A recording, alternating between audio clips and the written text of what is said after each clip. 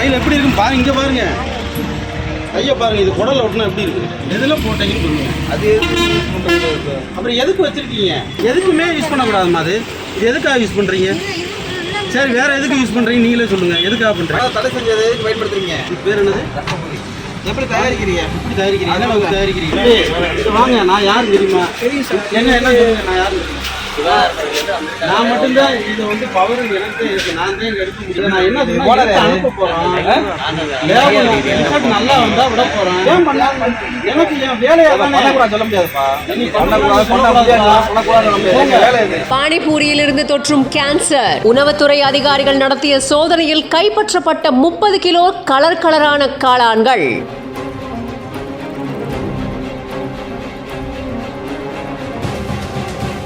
அதிரடி வேட்டையில் வெளிவந்த பகீர் தகவல்கள். கையில் எப்படி இருக்குன்னு பாருங்க, இங்கே பாருங்க. கையை பாருங்க, இது குடலை ஒட்டினா எப்படி இருக்கு? கடை வியாபாரத்தில் பாருங்க.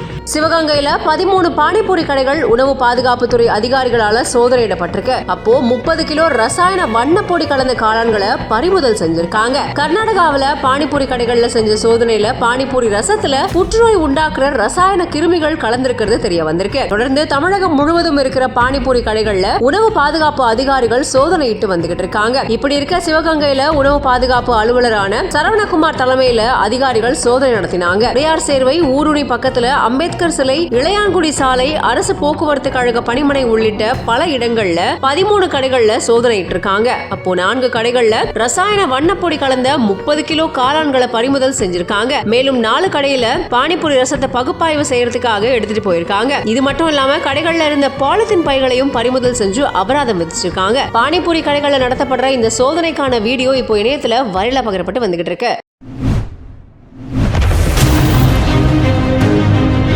ஐஃபில் டவரை விட உயரமான ஒரு பாலம் நம்ம இந்தியால கட்டப்பட்டுட்டு வரக்கூடிய சூழல்ல இது மக்கள் பயன்பாட்டுக்கு வரப்போகுதுன்னு சொல்லப்பட்டிருக்கு. உலகத்திலேயே இது 8வது அதிசயம் அப்படின்னு புகழப்படக்கூடிய அளவுக்கு பிரம்மாண்டமா உருவாகி இருக்கு இந்த பாலம். கிட்டத்தட்ட 1500 கோடி ரூபாய் செலவுல பிரம்மாண்டமா உருவாகிட்டு வந்த இந்த பால பணிகள் நிறைவு கட்டத்தை எட்டியிருக்கு.